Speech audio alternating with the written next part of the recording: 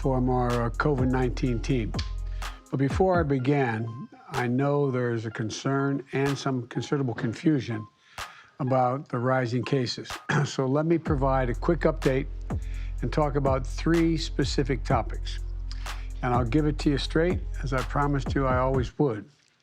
We're going to see, as you all have been hearing, continued rise in cases. Omicron is very transmissible variant, but much different than anything we've seen before. But you can protect yourself. And you should protect yourself, quite frankly. Get vaccinated. Get boosted. There's plenty of booster shots. Wear a mask while you're in public. Because what we know is this. The impact from the rising cases depends on the effect on the person based on whether that person, what their vaccination status is.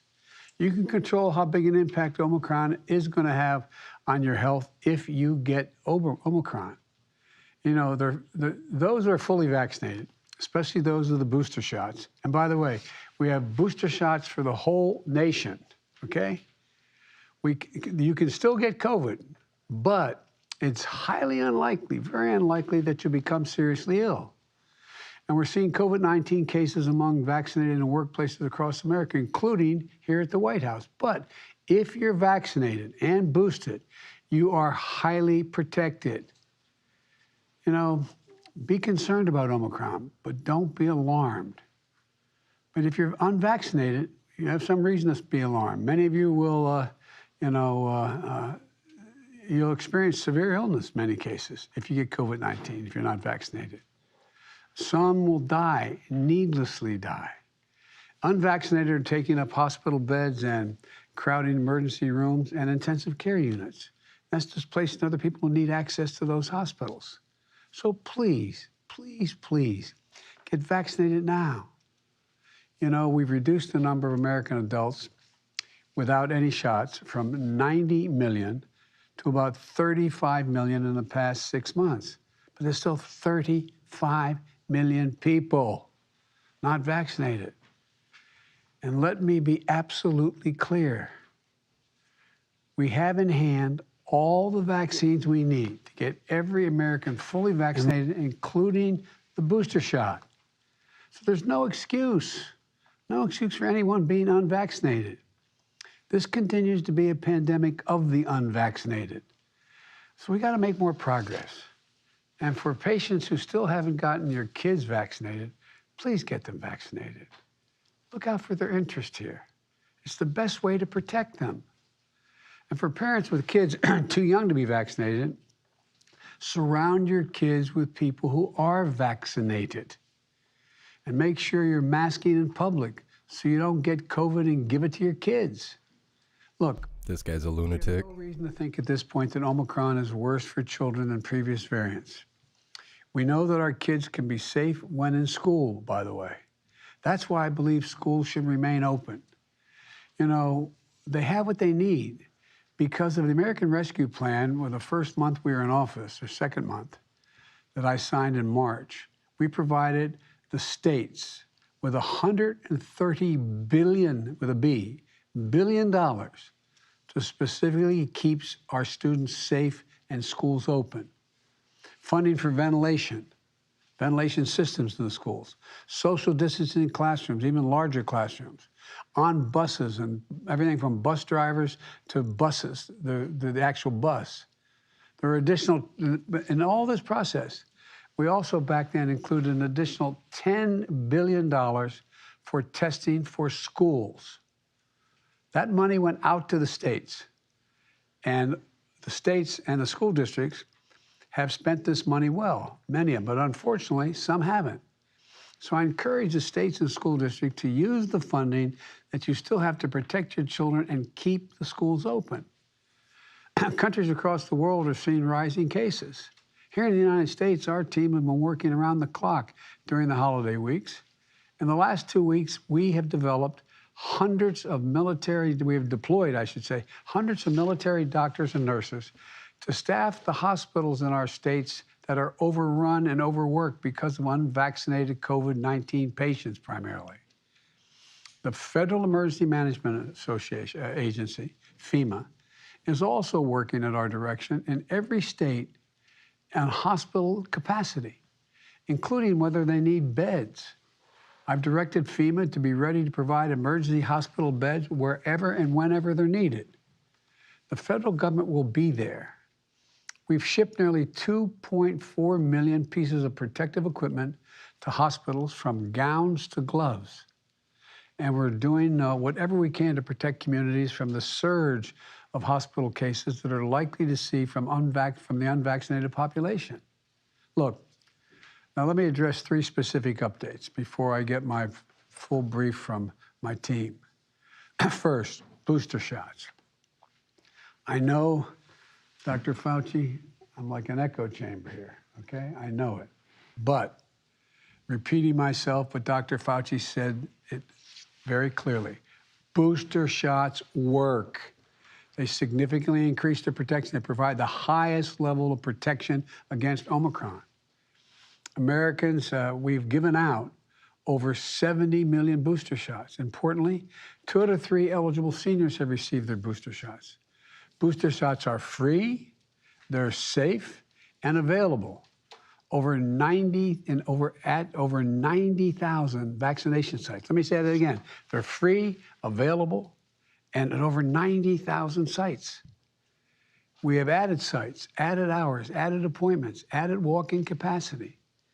We have booster shots for every American in the country. It's easier than ever to get a booster shot, and more importantly than ever it's been. Look, the FDA has also now authorized booster shots for children ages 12 to 15. So, with the final approval from the Center for Disease Control and Prevention, the CDC, young people, when that occurs, young people ages 12 to 15 will be able to get booster shots later this week. Second, on testing. I know this remains frustrating. Believe me, it's frustrating to me. But we're making improvements. In the last 2 weeks, we've stood up federal testing sites all over the country. We're adding more each and every day. Google, quote, COVID test near me.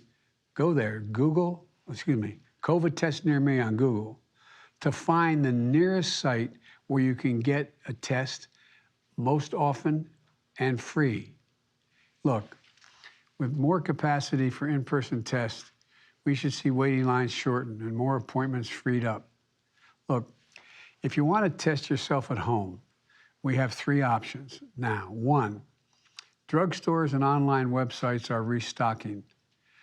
2, so the more tests are available, we're going to continue to become available.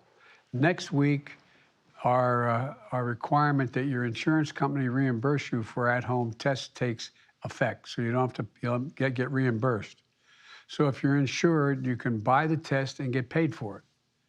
The second thing I want to mention is many states and local governments and healthcare providers are passing out free at-home tests that you can pick up. Just find out where they are. And finally, as I announced recently, the federal government is launching a website this month where you can get tests shipped to your home for free upon your request. The third point I'd like to speak about is on treatments. For those at high risk who do get COVID-19, we now have a new Pfizer pill that greatly reduces the risk of hospitalization and death. I'm pleased to say that on Christmas Eve, we shipped out the first batch of these pills that we purchased and received. And more will be shipped this week. They're already saving lives, but due to complex chemistry of the pills to make the pill, it takes months literally to make a pill. But production is in full swing. The United States has more pills than any other country in the world, and our supply is going to ramp up over the coming months. As more of these pills are manufactured. Today, I'm directing my team to work with Pfizer to double our order from 10 million to 20 million treatment courses to be delivered in the months ahead. We may need even more. That's the estimate we need right now. We've already placed the largest order in the world. Now I'm doubling that order. These pills are going to dramatically decrease hospitalizations and deaths from COVID-19. They're a game changer and have the potential to dramatically alter the impact of COVID-19, the impact it's had on this country and our people. Look, let me conclude with a quick recap. If you are vaccinated and boosted, you may get COVID, but you are highly protected against severe illness. Schools can and should be open this winter. We have all the tools to keep kids safe. Unvaccinated kids are at risk, yet the vaccinated are going to have a way to protect them. Get vaccinated. If you're vaccinated, get boosted. Folks, I know we're all tired and frustrated about the pandemic. These coming weeks are going to be challenging. Please wear your mask in public to protect yourself and others. We're going to get through this. We're going to get through it together. We have the tools to protect people from severe illness due to Omicron if people choose to use the tools. We have the medicines coming along that can save so many lives and dramatically reduce the impact that COVID has had on our country. There's a lot of reason to be hopeful in 2020. But for God's sake, please take advantage of what's available. Please. You're going to save lives, maybe yours, maybe your child's. Please take advantage of what we already have, okay? So thank you. Now I'm going to get this briefing started. Thank you very much.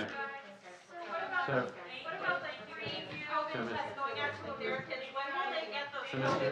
Mr. President. So when should we expect this happening? Thank you.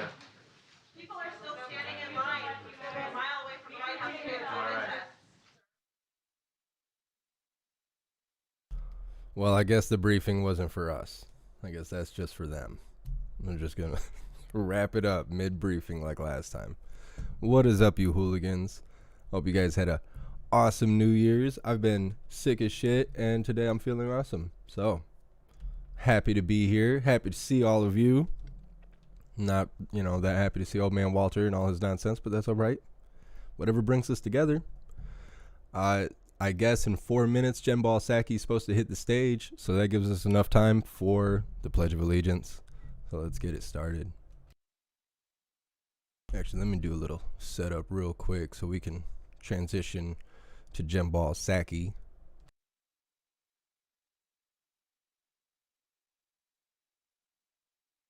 Just a moment.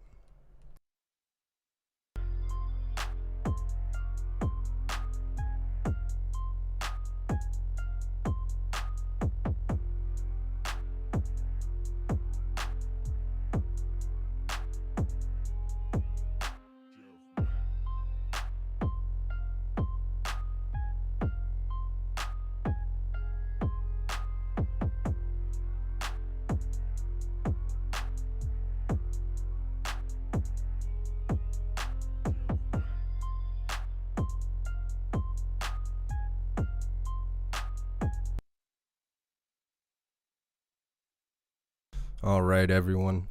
Please join me for the Pledge of Allegiance.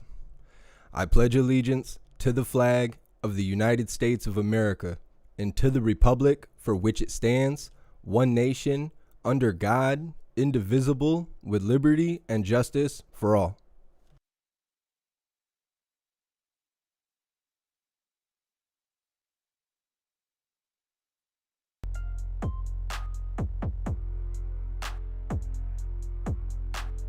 What's up, Smokey SGT? I agree. Old man Walter is full of shit.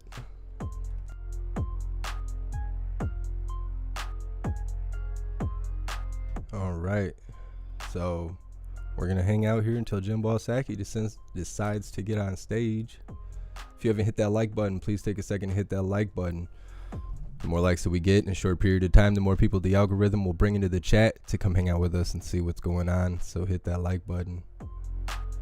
What's up, Hydrodynamic? I sound better, but homeless. That's how I like it, right? Just the borderline of being spicy, just ready for anything.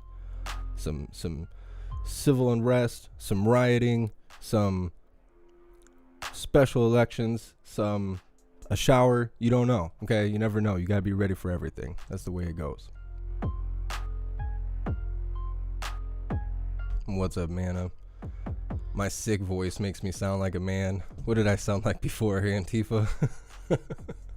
That's rough stuff. That's rough stuff.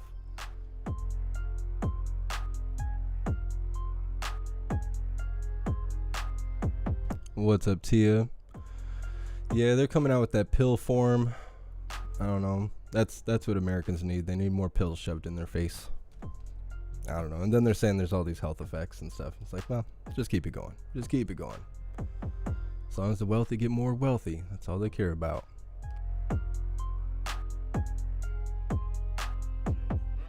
Kung Fu Grasshopper, you are absolutely correct. I forgot what year it was. Just give me a second. Thank you for letting me know.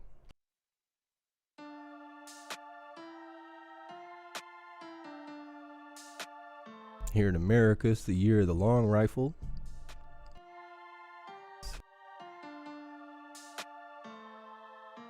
What's up, 10 Days of Darkness? Welcome back to the chat. I feel like I haven't read your name in a while.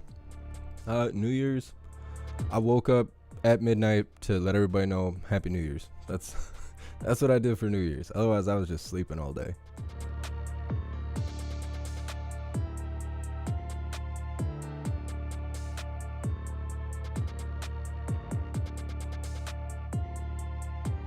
Lion's Heart, you keep getting kicked out of the live. I'm not sure why. On my end, it says everything's running fine. Who knows? Maybe it's YouTube. What's up, Josh? What's up, Jay Wright? God bless.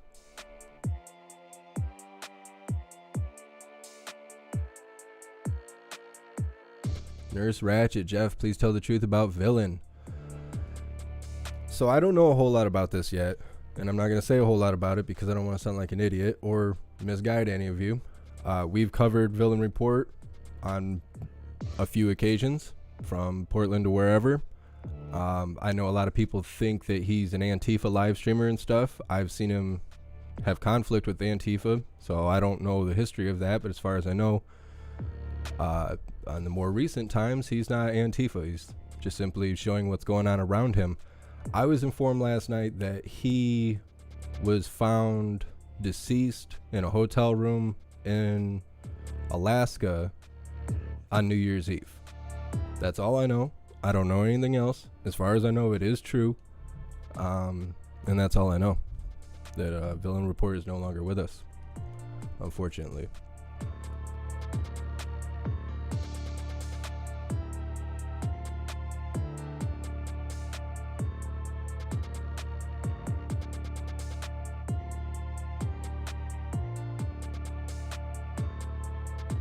What's up, Mama Babs?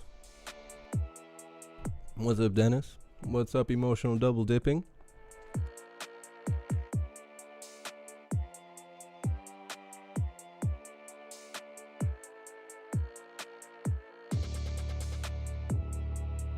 Thank you so much, Emotional Double Dipping, for continuing on with the membership program. You're officially a hooligan.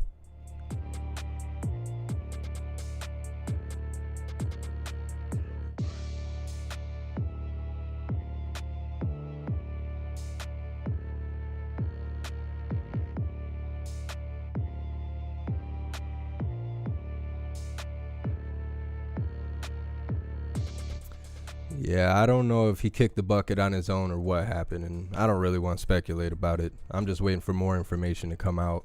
I don't know. I don't really want to say anything else about it. What's up, Caboodle?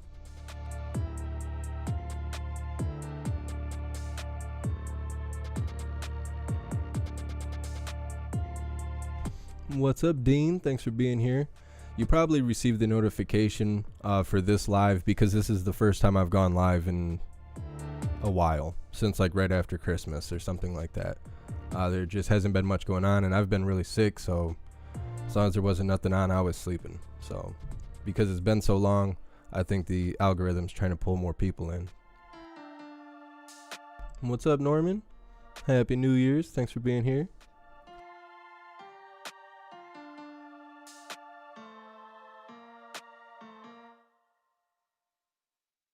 Thank you so much, Janet, for your donation and your support. I really appreciate you. Thank you so much for being here.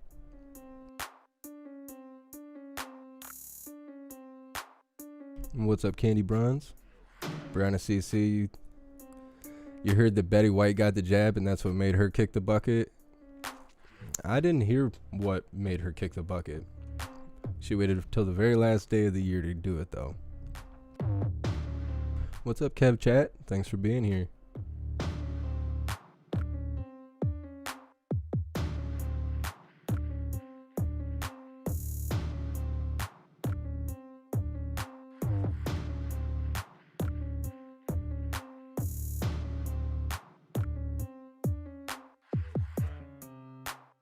Brian CC, I don't know what you're talking about. What's up, Jade? Thanks for being here. And what's up, Face? I am glad to be feeling better. I was feeling like death. Couldn't even get out of bed. Just no bueno. It was no good. Now it's just sinus stuff and it just feels like another winter day. I'll take that. I will take that.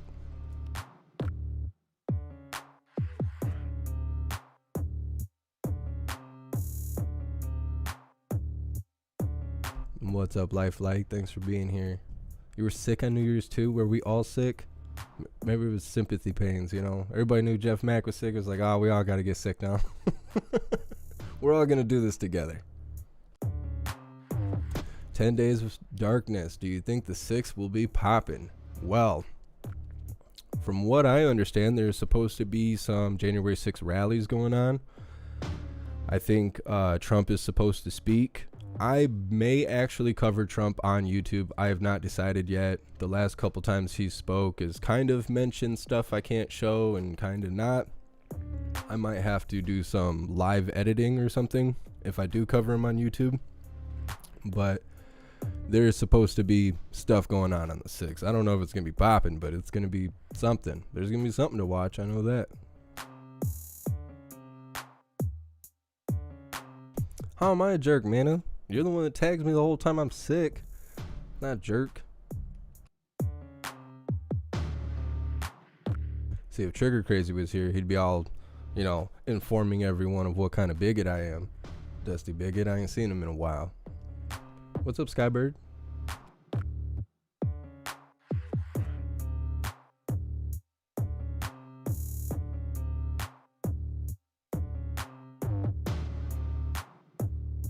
What's up, Mirrors? My voice is dropping. Maybe I'm letting go of my microphone button too early. I might be out of practice, a little rusty. It's been a couple days.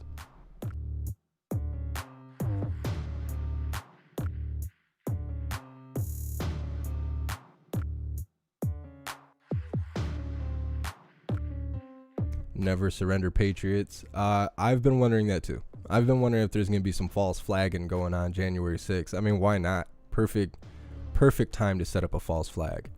And they never miss an opportunity. So there could be some false flagging going on.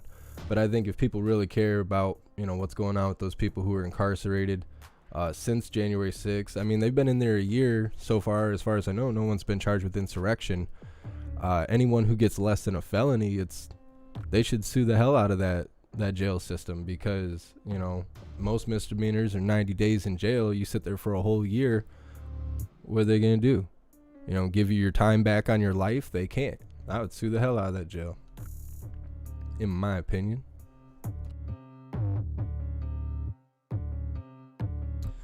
Mike Miller. No, I was sick. I wasn't hungover. I was sick. I mean, I didn't have the plague or, you know, any of that goofy stuff, but I was sick. It was just my turn.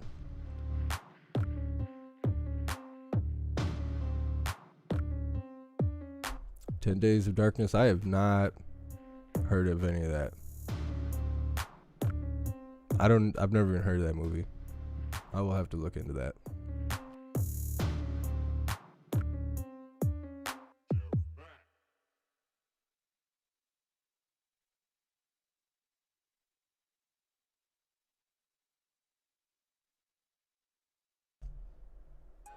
Face, are you trolling me, or is that real? Are you watching the Russian rocket heading towards Earth, supposed to crash tonight? I don't know anything about that. I'm kind of out of the loop. I've been doing a lot of sleeping lately, so I don't know if you're trolling me or not. I'm gonna have to Google all kinds of stuff when I get off of here. Oh, Mares, my voice is lower. I see. I will keep an eye on it. Thank you for letting me know.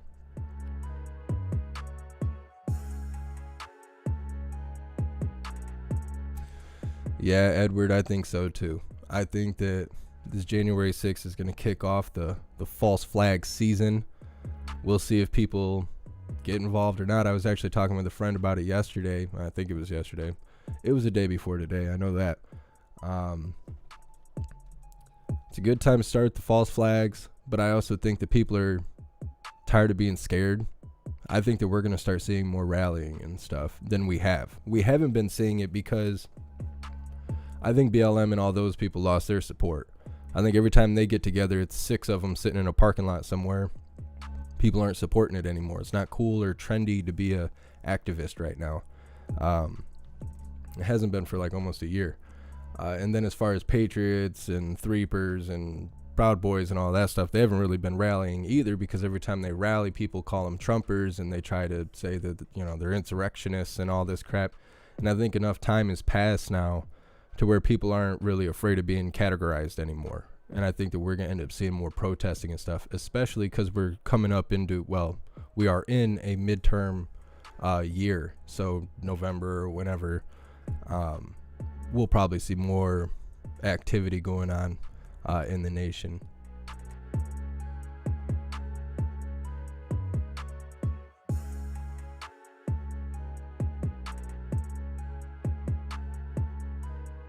Man, are all private owned? What? Are all prisons private owned in the U.S.? As far as I know, they are. Pretty sure. Not sure where that's coming from. Pretty sure though. Face, that's real. I will have to look into that. I have not heard anything about that.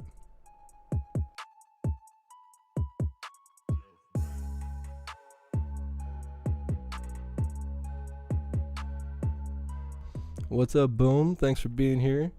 I apologize for the timing. We're working off the White House's schedule. Well, sort of. Jim Balsaki's 11 minutes late now, but you know, nothing new. New year, not new White House.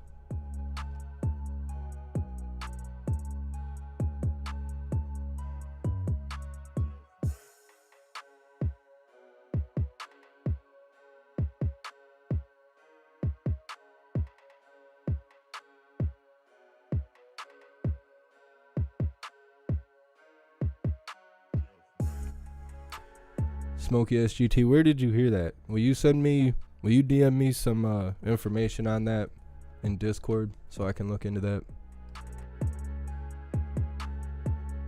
Cloud99, your flag needs to go for a walk. I agree. I was actually just thinking about that the other day. It's been a long time.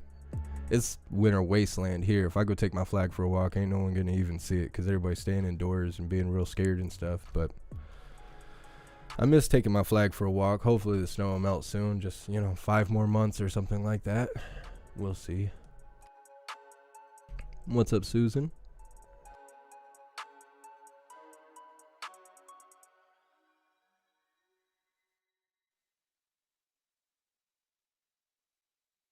Making sure the screen was still live. I have Jim Balsaki on stage and we're just sitting here looking at a paused video.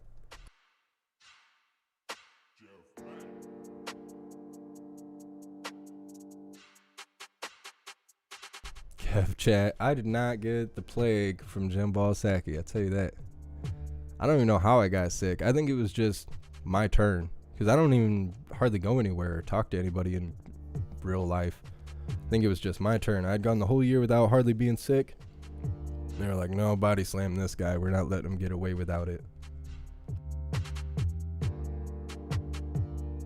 What's up, Captain Seamus? Thanks for being here. Norman, it's -10 where you are? Is that in Celsius? It must be in Celsius. There's no way. You're in -10 Fahrenheit, unless you're in like North Dakota or something like that, which maybe you are. Yeah, it's not the weather you want to be taking your flag for a walk. You can walk around your living room with it. You could do something like that. Wave it from the window, from the balcony, letting everybody know America's over here. Oh, it's always a good time to take a flag for a walk. Just maybe not outside.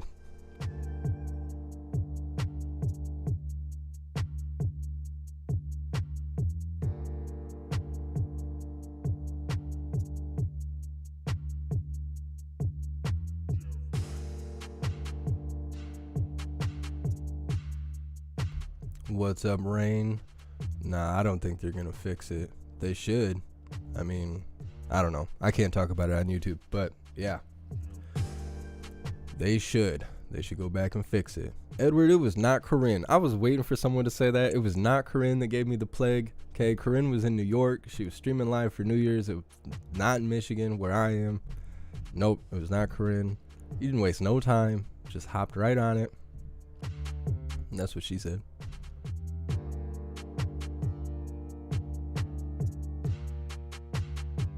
What's up, Kendra?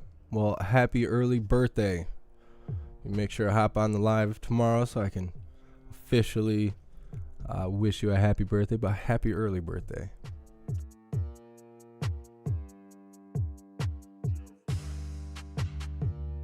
Whistler's wife, do I have equipment to print music CDs? I think you actually wrote me a message on my website about that. No, I do not have CD duplicators. I don't know if it'd be cheaper for you to go through disc makers or just to buy a CD duplicator yourself. It depends how many CDs you're trying to print, but I would literally go on Amazon or something like that and look for CD duplicators. They come in towers. You can plug them in like USB or something into your computer and then print off like 10 discs at once. If you're gonna make thousands of discs, you'd probably be better off going with like disc makers or something like that. A lot of people don't print CDs anymore, so I don't really know what the prices are going to be. It is a good idea to have CDs. People like receiving physical items, especially if you're going to charge some money for it. It wouldn't be bad. You could also go with USB sticks. That's what people kind of do more nowadays, is they will have them printed on custom USB sticks. I think you can also get that made at disc makers, and you can have like a logo or something like that put on the USB stick, and then when you go to sell it, people are more likely to buy it, because even if they don't want to listen to the music, they're always in the market to get a free memory stick, or not a free one, but a cheap memory stick, especially if it's custom. So you kind of got like multiple selling points if you go that route, but it is more expensive to get a USB stick versus like a sleeved duplicate CD. But that's really all I know as far as printing CDs and distributing music in a physical way. Vermont has been below 0 the last few days. That's crazy.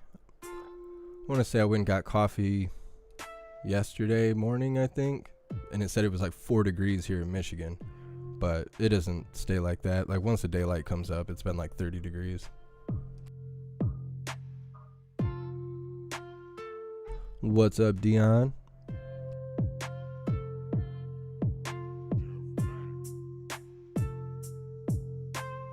Cereal spiller. We may do that whenever Jumbo Psaki gets on stage. We'll get it switched up.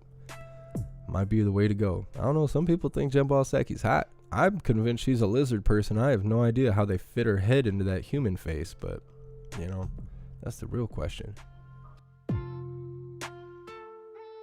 All right, Face, I will definitely check it out.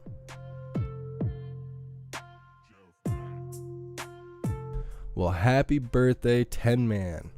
Thank you so much for joining us on your birthday. Happy 54th. And you're the proud owner of a Smith & Wesson M&P 4.5. Those are pretty good. I've shot a couple of those. Can't go wrong with Smith & Wesson.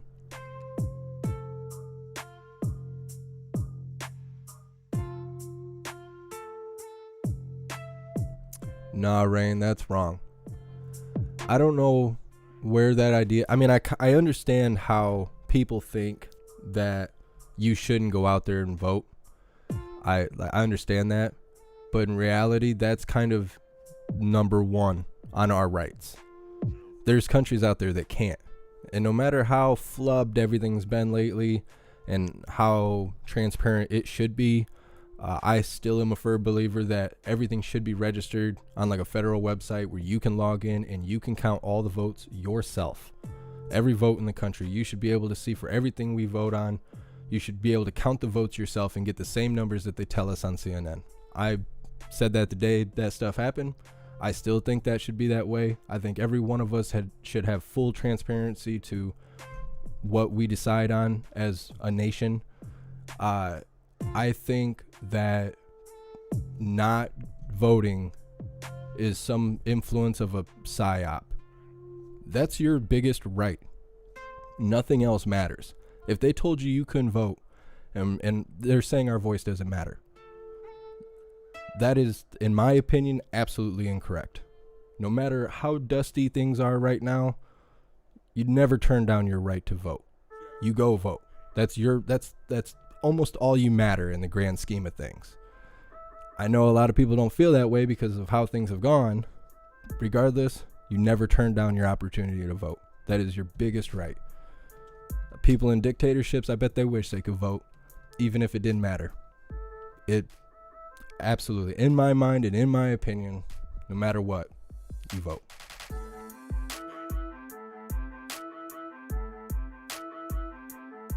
Edward, I ain't keeping tabs on Corinne. I keep tabs on everybody. I need to know what everyone's doing.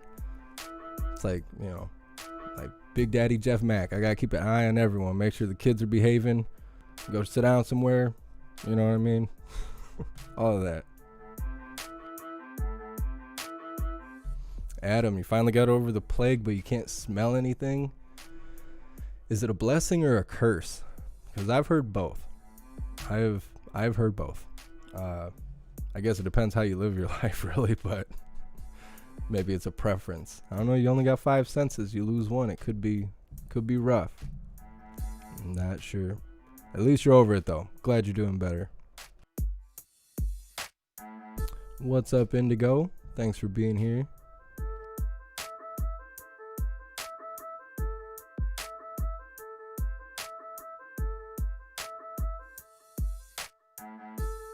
What's up, Snooks?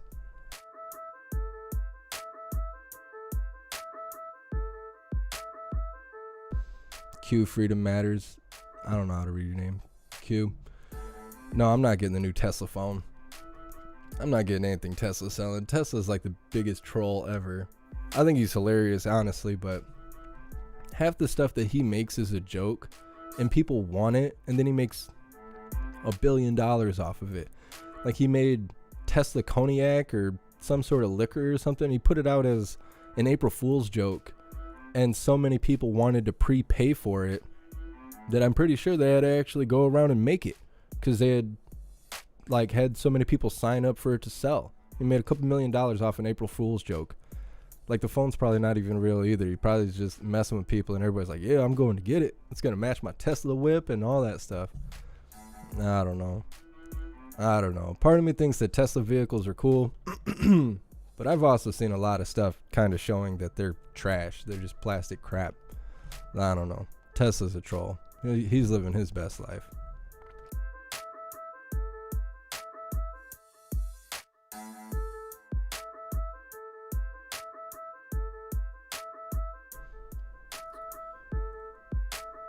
LT slab nuts, -9 in the mountains of Arizona. That's rough. I don't know. Usually the cold don't bother me, but I feel like once you get below 0, it's not even cold anymore. It just burns you. Getting burned.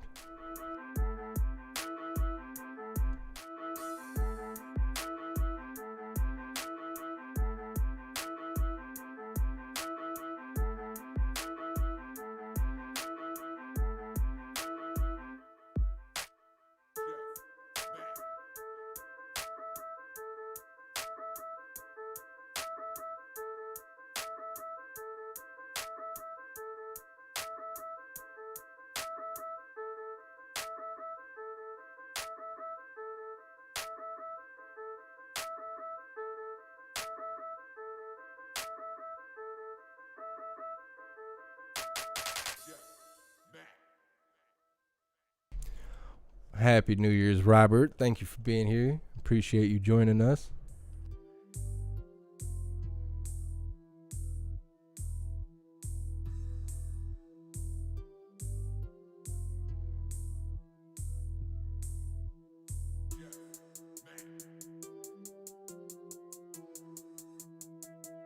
Yeah, Kev Chat. Pretty much true. I don't know. That's what I think when people say they don't want to vote. They say, they have reasons that you shouldn't or whatever. That's like saying you don't care who's in charge. You don't care who is going to tell you what to do for the next 4 years or however long they decide to be in office, depending on what kind of nasty person they are. So you're basically saying, I don't care who controls me or how they control me when you say you're not going to vote. And I agree, some stuff needs to be fixed, but I don't think you ever take voting off the table. I don't think that's, in my opinion, that's not the right move.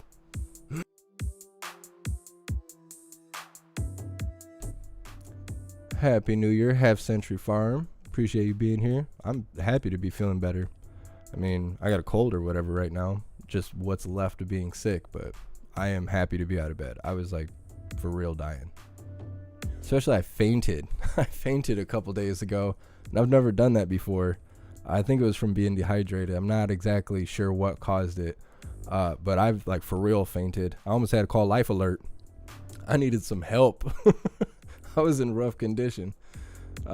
Yeah, no, fainting, it's no good. Never done that before. I'm getting old, I think. But no, I'm happy to be on the better side of things. Brianna CC, yes, I am behind in the chat.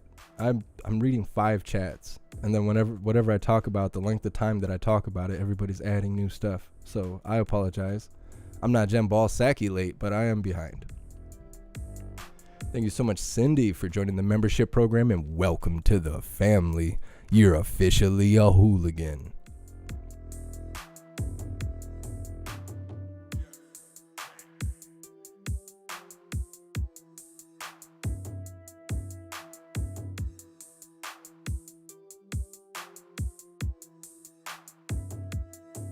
What's up, Who Through? Venturing over here onto YouTube. Is Odyssey and everything working? I wrote Odyssey and they never wrote me back, but everything seems to be working smoother than it was.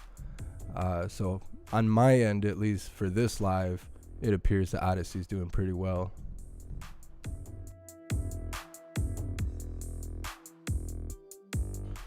Edward, a few years ago in Wyoming, it was -30 with a wind chill of negative 40. That's too much. That's just death. Like, you're not even gonna like feel yourself freeze and just burn your flesh off. Like, I don't know. It's too cold for me.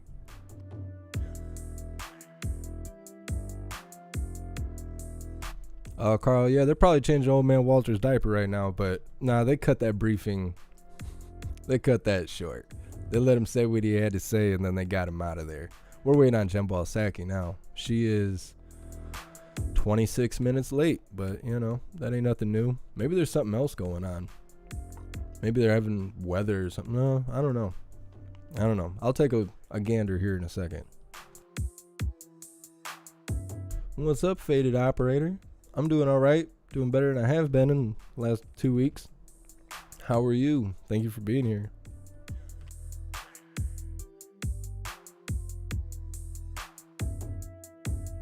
What's up, Gang of 4? Happy New Year. Who Through? I am not freestyle. I don't know why you guys want to hear the freestyle so bad. I might have to make another channel for like music stuff. Every time I start rapping, you'll see the numbers start going down and stuff.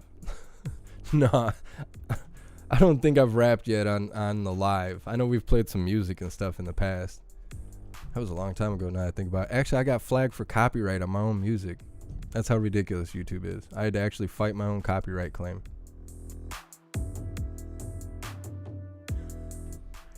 Alright, Smokey SGT, I'll definitely check it out.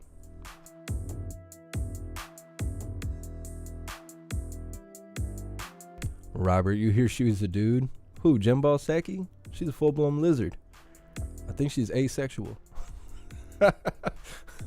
I'm not quite sure. Not quite sure.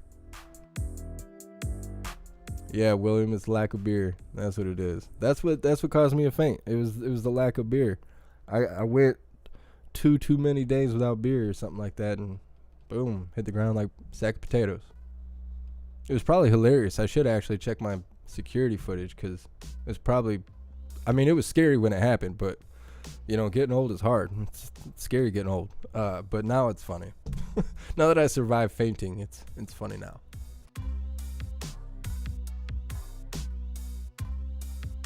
Hey, I appreciate you being here, Sean.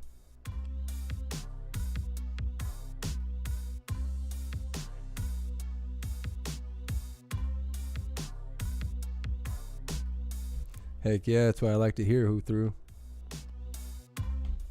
Happy New Year, Tam Tam. Thank you for being here.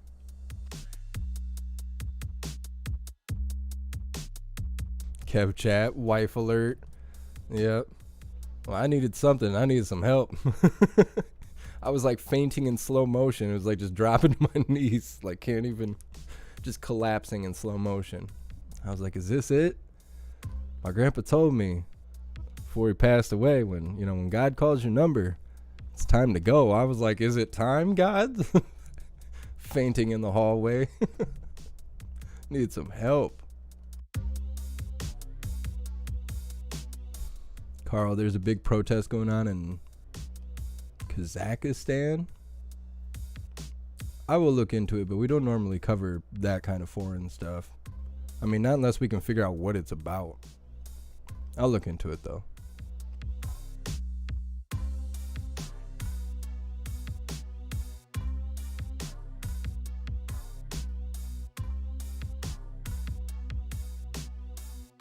What's up, Douglas? Happy New Year. Thanks for being here.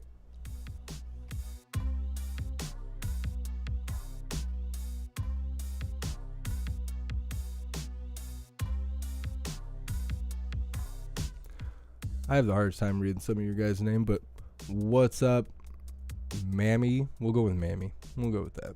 Thank you for being here.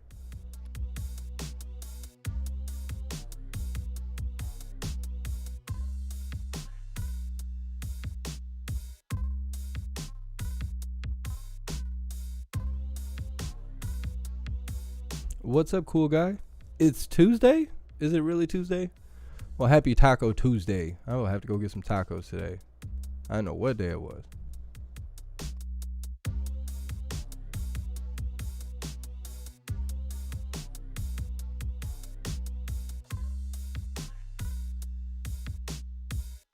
That's right, Chris. What doesn't kill you makes you stronger. Makes you immune. Absolutely.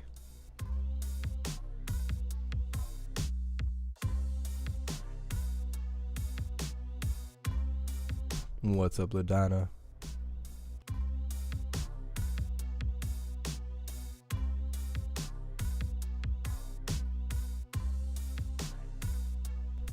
I don't know. I thought so for a minute there, Carl. I was like, oh, they got me.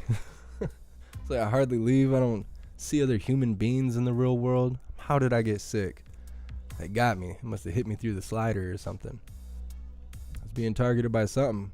I was like, it's either the government or spiritual warfare or it is something. I was sicker than I've been in a long time. I was sicker than I've ever been as an adult. They had me in the fetal position. Needed help.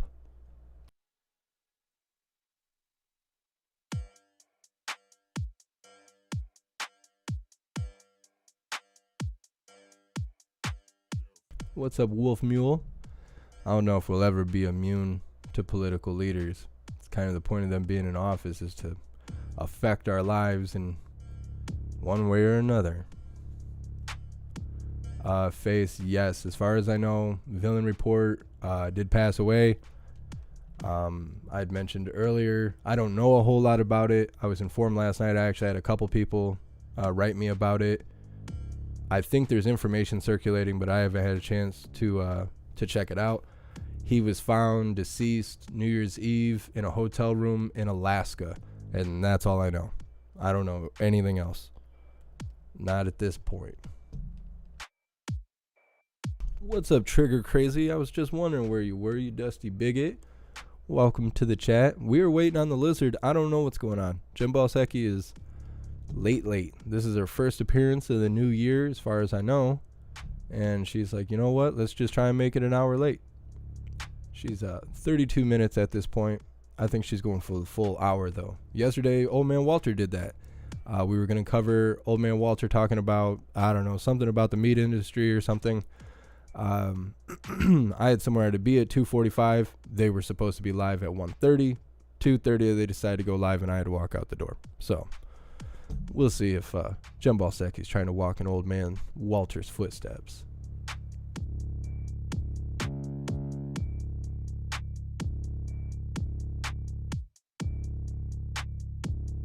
What's up, Wicked Patriot? You're so sick right now. That sucks. That sucks. My suggestion is lots of sleep, lots of Gatorade. I was drinking a bunch of water and I fainted. Okay, so you got to get ahead of the dehydration. Gatorade, probably not Powerade. Powerade causes kidney stones. You don't want more problems. You want less problems. Lots of Gatorade, lots of sleeping. High temperature, rag on the forehead, sweat it out. That's my suggestion. I hope you get better.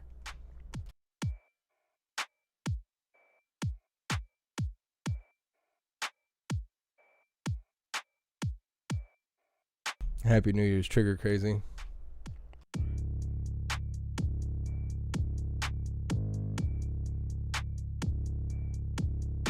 Snooks, you joined Odyssey. That's awesome. I would be happy to see you over there. There's a bunch of hooligans over there. Odyssey's it's the place to be. I know a lot of people don't like Odyssey because they're constantly in upgrading and in new development, but they totally support creators better than any other platform. They don't take a percentage of the donations. They're anti-YouTube. They're the jam. They're the jam. I think it works pretty smooth so far. I know people have kind of developed biases against it, but they work hard on making their platform awesome. I will always respect that. What's up, Sass? Thanks for being here. What do you think those goofy signs say on the back of the seats? You know, it says something like, don't come in here unless you're really, really scared. If you're just really scared, you need to go back out in the hall and think about it. These chairs right here, these are for really, really scared people who wear like 16 masks on the top and their bottom. I'm telling you.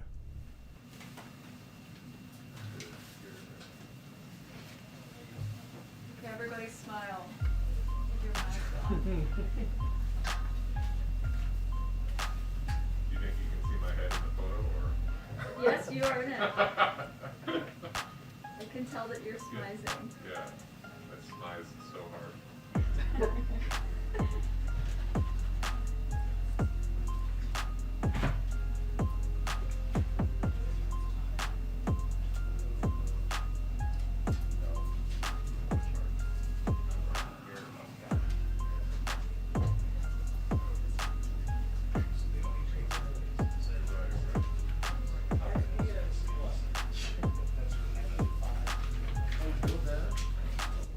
Wizard's wife, I'm not on Getter. I didn't even know you could live stream on there. Happy New Year. I don't know. I will consider it though. Thank you for suggesting it. Hope everyone had a nice time, family and friends. Thank you. I just have two items for you at the top. I just wanted to highlight that yesterday, President Biden, Agriculture Secretary Vilsack, and Attorney General Garland met with family and independent farmers, ranchers, independent processors from across the country to discuss the challenges they have faced as large conglomerates have absorbed more and more small processors, significantly reducing competition in the meat and poultry processing industry. This is just one example of a broad suite of executive actions being taken by agencies across the economy that will promote competition, protect consumers and workers, and lower prices. When dominant middlemen control so much of the supply chain, they are able to increase their own profits at the expense of both farmers and ranchers who make less for their product, and consumers at the grocery store who pay more. So just to be clear, farmers, ranchers, and poultry growers, of course, they are growing the meat or overseeing the meat, goes to the meat packers and processors. That is where we see the middleman. Goes to grocery stores, restaurants, and other retailers, and then to consumers. And our concern is about where prices are being elevated, and they should not be.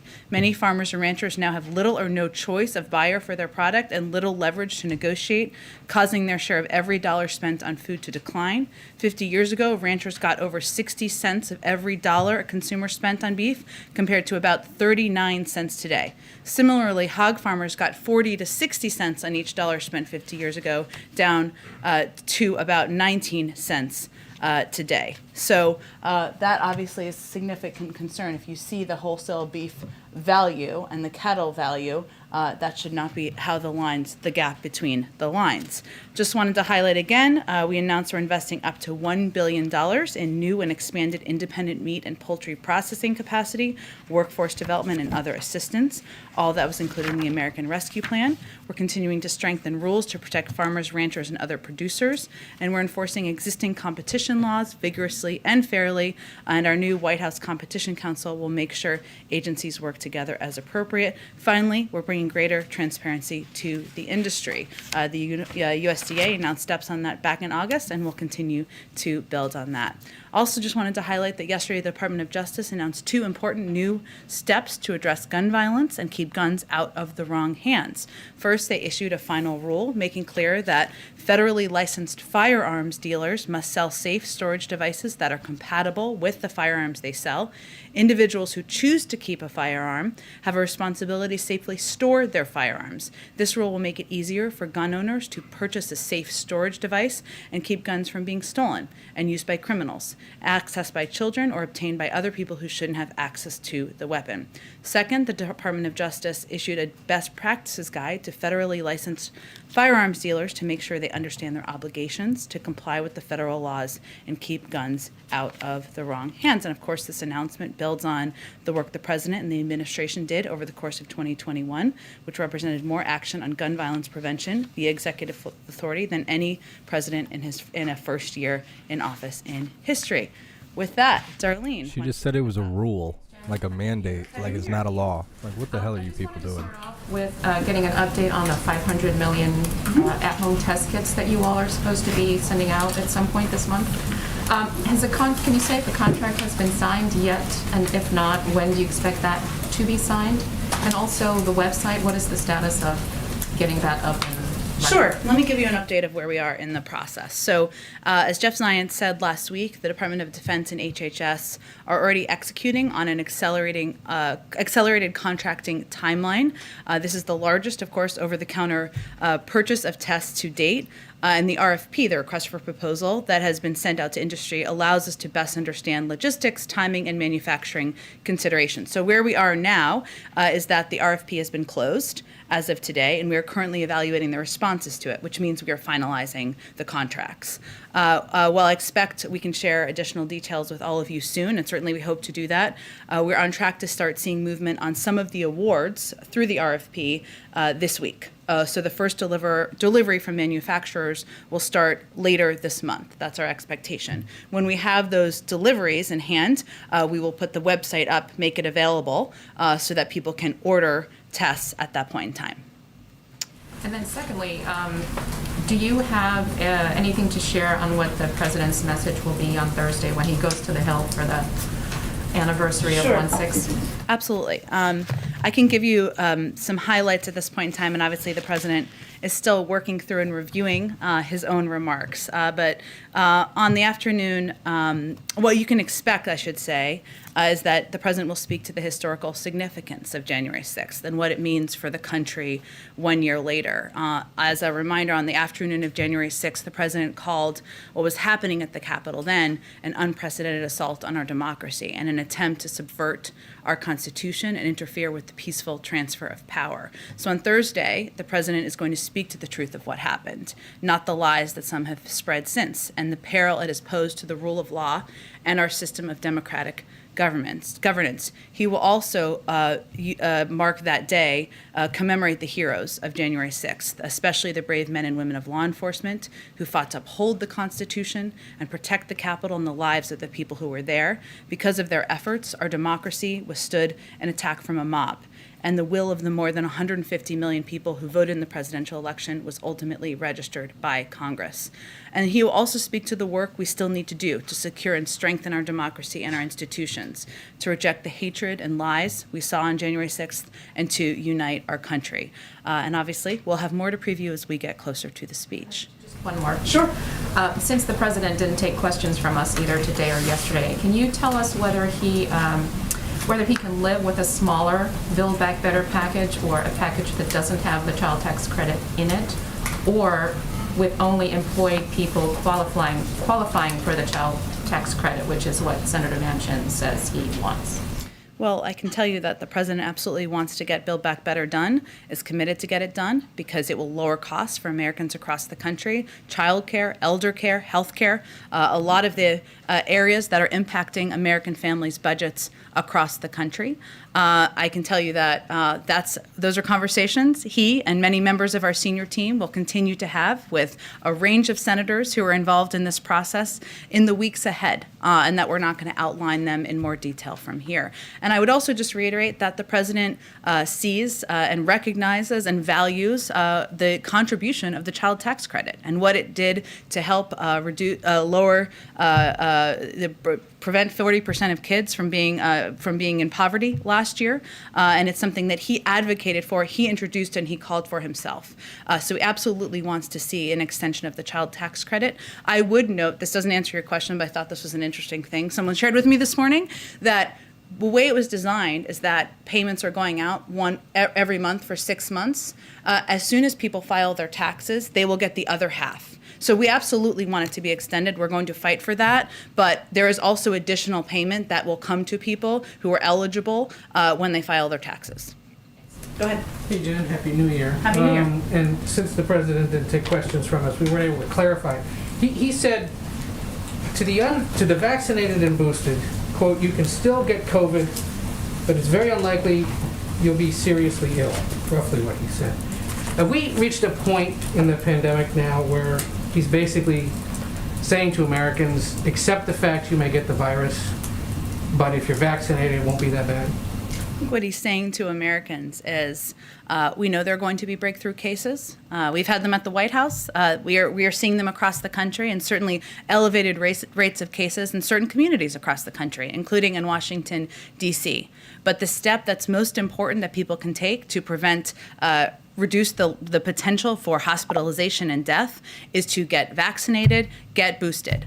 He's not telling anyone to accept anything. He's just conveying to people what they can do to protect themselves. He's also said very clearly, and I think he's illustrated that in this and what he said publicly, as have our doctors, that we're going to be direct and straightforward with the American people. We know cases are going up. But we also know that if people are boosted, it is going to significantly reduce their potential to be hospitalized and certainly prevent to die. And that is what we're conveying to the public. Okay, so let's be straight here for a second. Cases are rising across the country. Tests are hard to come by in many places, or there's long lines for them. Schools are closing again or having to go virtual, and that's not just because of the weather in some parts of the country, but because of the pandemic. There is a sense among many that the country has lost control of the virus. Would the White House agree with that? We would not. And here's why. We're in a very different place than we were a year ago, Ed. 200 million people are vaccinated.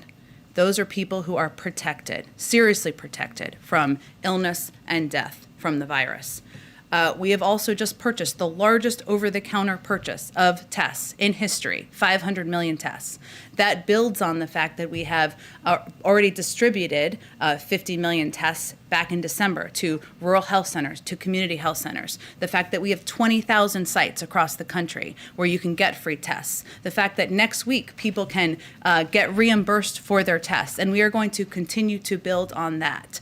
It also, on schools, I would say 97% of schools are open across the country. And the president wants school to be open. That's why months ago, even when people questioned his advocacy for this funding, he advocated for $130 million in the American Rescue Plan and $10 billion to cover testing, even when many people said that was not necessary and was not needed. That has all been distributed to states. If states have not used it, and some have not, and if school districts have not used it, now's the time to use it. So I would note that we have taken steps to prepare for any contingency, any moment, and we're working to implement and build on that from here.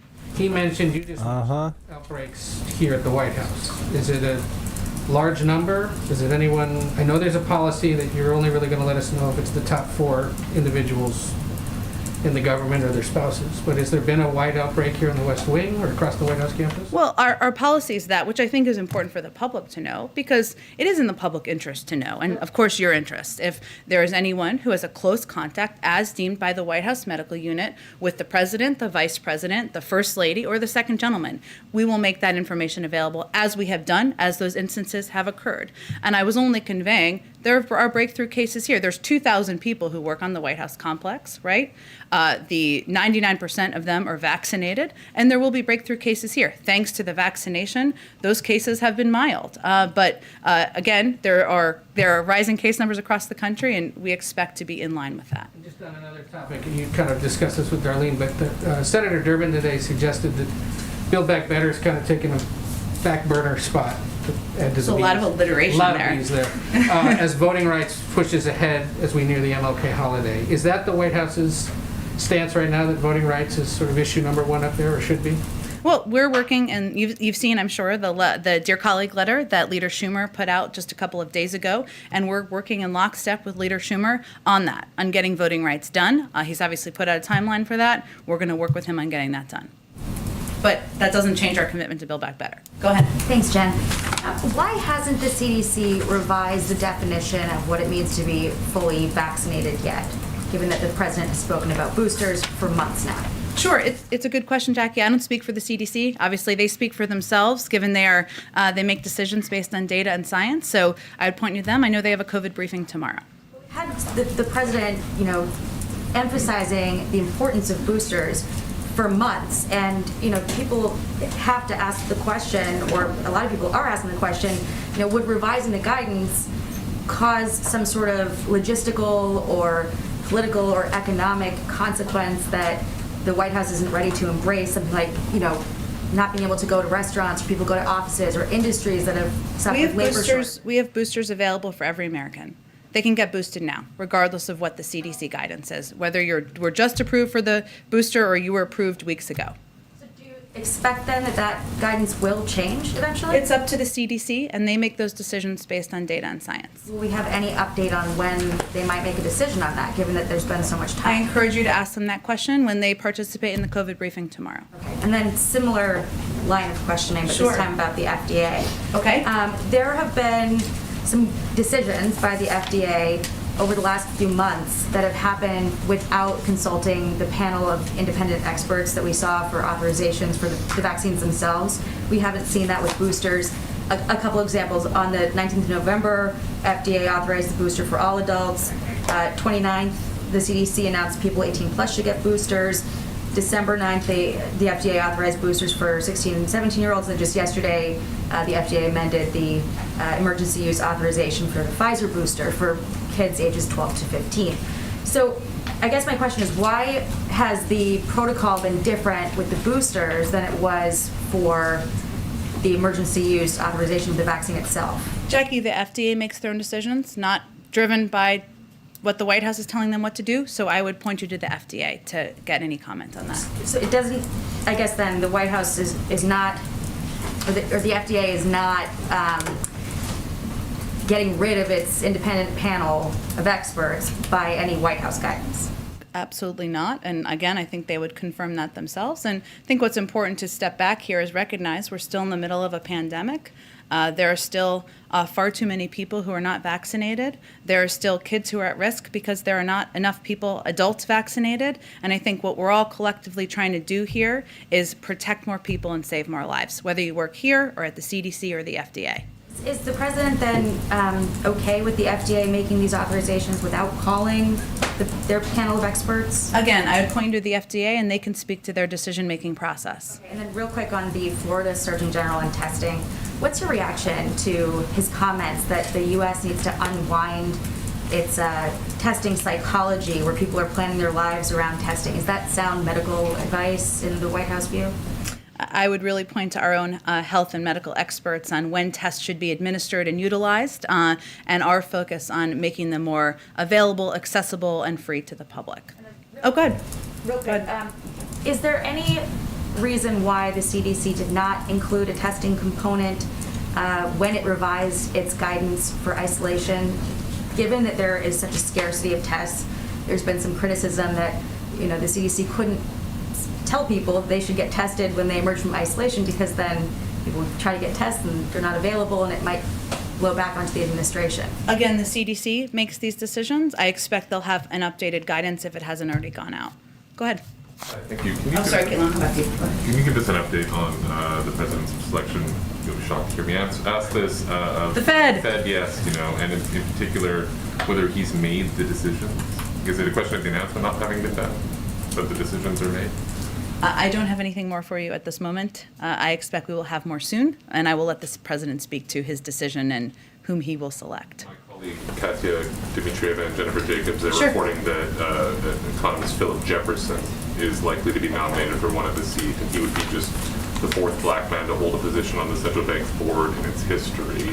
Can you comment on Mr. Jefferson's candidacy, or what role equity will be playing in the president's determinations for all these seats? Sure, I can't speak to an individual name. I can say that it has been a priority for the president to ensure that that equity and making sure there are diverse choices and diverse leaders representing different roles in the Federal Reserve, just as has been a priority for him in other points in parts of his government, is an important part of his decision-making process. And can we just go back to the testing issue? Sure. Do you have a sense of how long the $500 million will be spread out in terms of timeline? They'll start in January. Yeah. When will all 500 be available? I don't have an update on that at this point in time. Certainly understand the question. I expect as we finalize the contracts, which we're in the process of doing, we'll have more information on that. But again, we expect the first shipment from manufacturers to come soon. And on testing, some of the biggest retailers, Walmart and Kroger, have raised the price of Abbott's Buy Max Now test. They've been selling it at cost because the deal with the White House had expired. They're now about $19-20, and they were at about $14 for a box of 2 tests. I'm wondering whether there are any talks ongoing with retailers to bring that price back down to an at-cost level, or whether you're confident the increasing supply of tests will more or less work itself out in the market. Well, I can't give you an update on any conversations. I can tell you that our objective is, of course, to increase and scale up access to free tests. Hence, next week, people who have health insurance, 150 million Americans, will be able to get those tests or get reimbursed for those tests, hence sending 500 million tests for free out to Americans, 20,000 free testing sites, 50 million tests that we've already given out. So that is our focus from the federal government. Obviously, we want a competitive market out there that will lower the cost of tests over the course of time as well. Sorry, one more. The president's announced today on the therapeutics, the ordering of more Yeah. Pfizer courses. Has he ruled out ordering more of Merck's pill, which is easier, quicker to make, but had less effective results in its clinical He hasn't ruled anything out. I would say this is just as you've seen with any of our steps on COVID, whether it's the antivirals or other steps that have been approved out there in the market, the monoclonal antibodies. We're going to continue to build on the orders we have done to date. So this is just the recent step to expand what we have in our medicine cabinet. Thank you. Go ahead. Thanks so much, Jen. With the CDC expected to update its guidance on isolating today, and the confusion that the agency generated over that guidance last week on what you should and should not do after you've tested positive, I'm wondering if the president himself thinks that the CDC has been clear on that.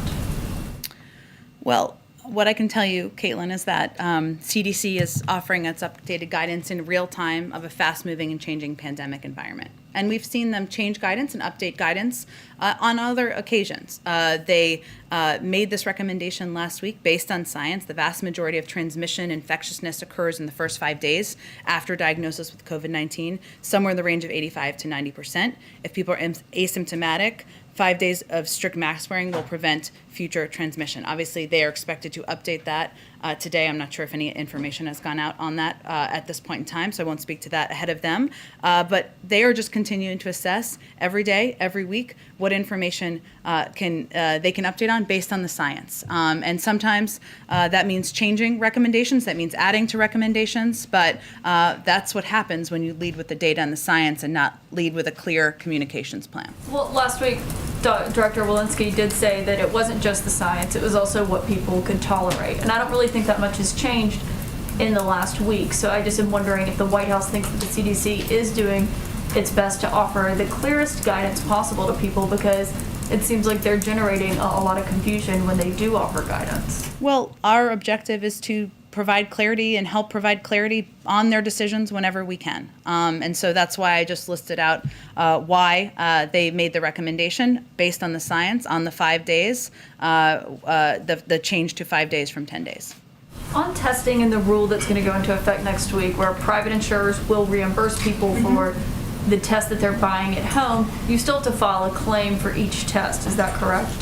That's a good question. I don't have the details of exactly how it would work. I would assume some version of filing a claim or filing paperwork, but I can get you more specifics on it. Has the administration done the math and added up the cost of what it would be to just make these at-home tests either $1 like some other countries have done, or free for everyone? Well, we've looked at a range of options. I would say that they're free for everyone, they're actually, a lot of countries have done what we're about to do, right? Which is for people who want tests, and they can request them online and get them for free. I don't know of countries, maybe there are some, that have sent them to every person living in their country. This is about making them free and accessible to the people who want them. And we want to do that, and there are some countries who have done that, some who have had to stop doing that because they haven't had enough access to tests to continue programs like that. Right. Well, we're still waiting on the details for that. I do want to switch subjects just for one more question. Why has the president not nominated an ambassador to Ukraine yet? And does he plan to do so soon? He absolutely plans to nominate an ambassador to Ukraine. Just like any position, he's always looking to find the right person to nominate to fill the role, an important one. Has he interviewed people for that I'm not position? going to get into more details about a personnel process. Go ahead. Jen, Happy New Year. Happy New Year. So on Senator Manchin, he presented a proposal to you on December 14th, an outline of a Build Back Better framework that included $1.75 trillion in spending. To your knowledge, is that still available as a fallback position? I'm just not going to get into private discussions or conversations with any members of the Senate from here. I know that's maybe a change, but we feel that's the best way that this is going to work to get this done. Got it. Okay, so, and just so I'm clear, I mean, had you taken that framework and put it through the legislative process, we could have text, Senate could be moving towards a vote this week on something that Senator Manchin supports. Why is it that you haven't decided Have you done a vote count on the former proposal? Not, please correct me if that's wrong. But why not? If he's kind of the major stumbling block to getting legislation passed, why not go with something that he endorsed a month ago? I wish I had a Donald Duck soundbite. And I think as Senator Manchin noted earlier today, we have a very slim majority in the Senate. That means you need every single senator from across the spectrum of the Democratic Party agreeing to what a package looks like moving forward. We're not naive about how challenging that is and how challenging it can be, but we feel good about the possibility of getting something done. What the final package looks like, I can't outline that for you at this point in time. I would note that when he spoke earlier today, he also said he saw a lot of good things in the package and a lot of good basis for discussion. And there's agreement among Democrats about lowering costs for Americans, about lowering the cost of health care, lowering the cost of child care, lowering the cost of elder care. That's a very strong basis. We've got to work through the details, and we'll keep having those conversations privately. His framework would pass. Again, I'm not going to give you a vote count or whip count from here, but I think it's important to note that you need 50 votes you need every single Democrat to support a package in order for it to move forward, even through reconciliation. Is there any plan to re-engage with him at any point on this? We're going to keep those engagements and conversations private. Okay, then another topic. Back in the summertime, when OPEC said that it was going to boost production of crude oil by 400,000 barrels per day, Sullivan said it's simply not enough during a critical moment in the global recovery. Today, OPEC stuck with that decision to keep the exact same amount of oil production increase. Why is the White House's reaction different this time? Well, I would say first, since you gave me the opportunity, we do appreciate the close coordination over the recent weeks with our partners, Saudi Arabia, UAE, and other OPEC Plus producers to help address price pressures. We welcome OPEC Plus' decision to continue increases in production. And together with our recent release from the SPR, we believe this should help facilitate the global economic recovery. We'll continue to monitor prices in the context of global economic growth and engage our OPEC Plus partners as appropriate. And obviously, as we said at the time, our objective is ensuring that the supply out there meets the demand. Obviously, we took our own steps in coordination with others as well. But they haven't made any changes to what they're doing, so why is the message different? Again, we took steps on our own, right? We have taken steps in coordination with other countries around the world, and our objective is to ensure that the supply out there meets the demand. We'll continue to have conversations if we have ongoing concerns. Go ahead. Oh, go ahead. Go ahead. Sorry, I just jumped around there. It was a confusing pinpoint. Go ahead. Okay, well, Happy New Year. Happy New Year. Yes.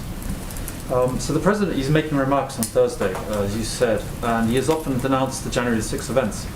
But could you talk a little bit about why he refrains, to the extent that he does, it seems, from condemning ex-President Trump personally, not just for January 6th, but for his ongoing campaign, which is very persistent, almost daily, maybe at least weekly, to discredit Americans' faith in the election process. So in short, does President Biden think that his predecessor is acting normally, or does he think he's a threat to democracy, which is what some people would say? You know, I have to say, I don't think we've held back on this front. I mean, President Trump's role in subverting our Constitution, attempting to block the peaceful transfer of power, and defending a mob that attacked our Capitol and law enforcement has been well documented. And it's something, obviously, the president spoke about in terms of that being one of the worst days in our democracy. And he'll speak to, as I noted Trump did a it. little bit earlier, he'll speak to the historical significance of January 6th, what it means for the country 1 year later, the importance of the peaceful transfer of power, which obviously the prior administration and the prior president weren't a part of. But I think there's a larger message here to the country about who we are and who we need to be moving forward. Does he consider ex-President Trump to be a threat to democracy? I think he's spoken to this in the past. Okay. On the same issue, but a little more broadly, the polls keep showing again and again that something like 70% of Trump voters think the election was rigged, that President Biden is not legitimate, and so on. Is there anything that President Biden feels he should have already done, or is there anything he feels he still can do to actually talk directly to those people and try and get, people's reality to match a bit more in this country? I think what he's going to continue to do is speak to everyone in the country, those who didn't vote for him, those who may not believe he is the legitimate president, about what he wants to do to make their lives better. And he sees that as his responsibility as the president of the United States. That's what he will continue to do. Go ahead, Anna. Why is she looking at us so intensely? Senator Schumer just said that he and Senator Manchin talked numerous times during the break, mostly on voting rights, but also on Build Back Better. And he also says that the White House will be having more talks with Manchin's, quote, participation and cooperation on Build Back Better. So can I ask, did the president and Senator Manchin talk at all over the break? We obviously confirmed the conversation they had 2 weeks ago. I don't have any more conversations to confirm for you. What Schumer said about more talks in the future. Do you know the next time they'll talk about this? I'm not going to predict that for you, but I can assure you that the president and members of our senior team will, of course, be in touch with a range of senators who care deeply about moving Build Back Better forward. Can I clarify something on the testing delivery timeline? Yeah. Now, you said the first deliveries go out later this month, then the website goes up, then people can sign up. So probably those tests people can expect end of this month, early February? Well, I think what I was trying to convey, perhaps not as articulately as I meant to, is that we will put the website up when the tests are available to be sent, right? As to not cause any confusion. So I think the timeline I provided was that for the first delivery from manufacturers will start later this month, and obviously then we will work to get it out the door as quickly as possible. So given that a lot of experts are saying if Omicron follows the surge it did in South Africa, it could be peaking here as early as next week and probably start declining by the end of the month. Is there some concern that these tests are being provided too late when the worst is already behind us? Well, I would say first that there's unprecedented demand. We know that right now for tests. There was in advance of the holidays for understandable reasons. People wanted to see loved ones. They wanted to ensure they tested before they saw loved ones. And we were not where we needed to be. We're still not.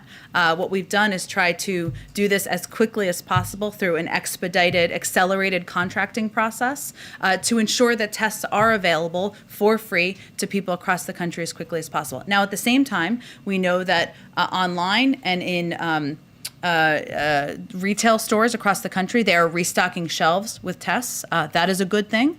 We are continuing to open more federal testing sites, as we have done in New York and different cities that have been hardest hit across the country. And we continue to have 20,000 free sites across the country. So we're not working on one channel. We are doing it as quickly as we can to get these 500 million tests in our hands, doing it through an accelerated, expedited process. But we've also taken a number of additional steps to ensure the federal testing sites, just to note, are in New Jersey, DC, New York City, and Philadelphia. Those are some of the places, just to give you a sense, and we'll continue to build on that, which we have the capacity to do. Given the surge that we're seeing now, is it fair to say if those free tests had been made available earlier, before the holidays, before people traveled and more contact and gatherings occurred, would we not be seeing the same numbers we're seeing today? Wouldn't it have prevented some of that spread? I don't know that we can make a prediction of that. It's a good question to ask the doctors. Look, I would say, though, and again, reiterate, as the president said before Christmas, we were not where we needed to be. What he did do is he quadrupled our testing capacity from the summer to December. He made 50 million tests available at rural health centers and community health centers in December to expand that access. We opened these federal testing sites in December. So these were steps we took to, as quickly as possible, expedite our capacity, even in December, as the unprecedented demand was rising, and doing everything we could at an accelerated pace. Of course, we would have liked to have more in our hands earlier. Can I Go ahead. follow up Oh, go ahead. Just child tax credit question. We know those aren't going to hit families' accounts this month, right? Yeah. Even though there's relief down the line. But for families who were relying on it month to month, is there any talk of executive action or anything from the White House to provide more relief for them? We are always looking at how we can help provide relief to American families and the American people. If Build Back Better were to pass in February, there is an option of doing retroactive checks. But I would note that our objective is to get this passed. The president wants to see the child tax credit extended. Go ahead. Follow up on testing then, if it's going to take that long. I should say in January, to do February, if that makes sense. Yeah, go ahead. Along those same lines. Okay. For people who see those long testing lines, you Yeah. have more sites, but it's cold out. People don't want to wait in that. You swing by CVS, there are no tests. While waiting for all this expanded capacity, what is your advice to people who may be going back to college and want to take a test, or they want to go see their grandparents, or whatever it might be? If their workplace says, we want you to take a self-test before you walk in, what can people do in the meantime until that capacity does get built up? Well, it depends on the person. So it's a hard question to answer, but I would say that there are still many doctor's offices that are administering tests. If somebody has health insurance, that's something that you can go do. Everyone does not have health insurance. There are community health centers, rural health centers. You can go look online and see if there is one near you and go to that. We have just opened a number of federal testing sites in New Jersey, DC, New York City, and Philadelphia. We will continue to expand those big federal testing sites, and we have 20,000 free sites across the country. Different communities and states are taking different steps. Some libraries are providing tests. Some community buildings are providing tests. It really depends community to community. If tests are required, there's a number of steps that people can take, and we're working to expand that as quickly as possible.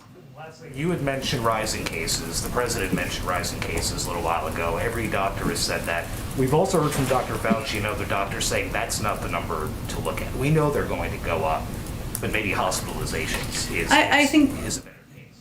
Yeah, that's an important point. What's the president's barometer? Is there one number that he kind of gauges to get an idea of where the country is right now? Well, what I was trying to say in response to Ed's question, again, maybe not as articulately as I'd like, is as Dr. Fauci said, one of the areas that we are concerned about and focused on is hospital capacity, and that how that is impacting medical professionals and the capacity for hospitals to take people in. So we look at a range of metrics, but we certainly look at that as we see rising cases. It is fortunate in many areas that the vast majority, if not all, of the people who are going to hospitals are unvaccinated. Not in every community, it depends community to community. So that's why we are also continuing to echo and advocate for people to get vaccinated, to get boosted, to protect themselves. That's the most important step they can take. But certainly, as Dr. Fauci said, we are looking at and concerned about hospitalizations, or capacity given hospitalizations. Go ahead in the back. Back to testing, how can employers be obligated to test unvaccinated workers when there's such a shortage right now? And what will OSHA do when it starts enforcing this rule in a few days when employers say, well, sorry, we can't comply because we can't find any tests?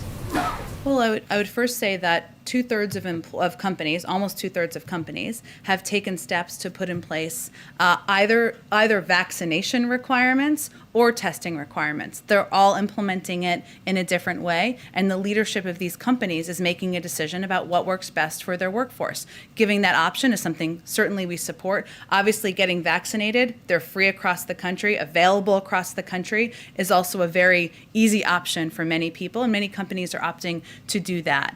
As OSHA works to implement and work with companies to do that, our objective and what we're continuing to focus on is continuing to increase capacity of free tests that are targeted more, though, at individuals and households, less than companies. And obviously to work, there's now 9 tests that are approved to go to market that different companies and different school districts and others can have direct contact with. So there's a range of ways to get access to tests, and we're working to increase capacity to make them free and accessible to households and individuals across the country.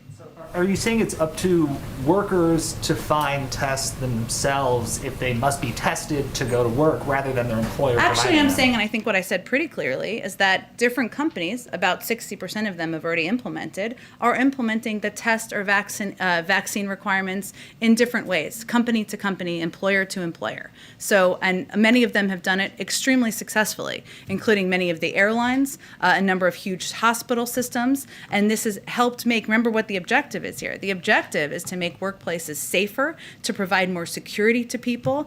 If you look at the data that just came out this morning, JOLTS, that was a shout out to Bloomberg, they'll get that reference, data that came out today, there are still many people who are fearful about going back to work.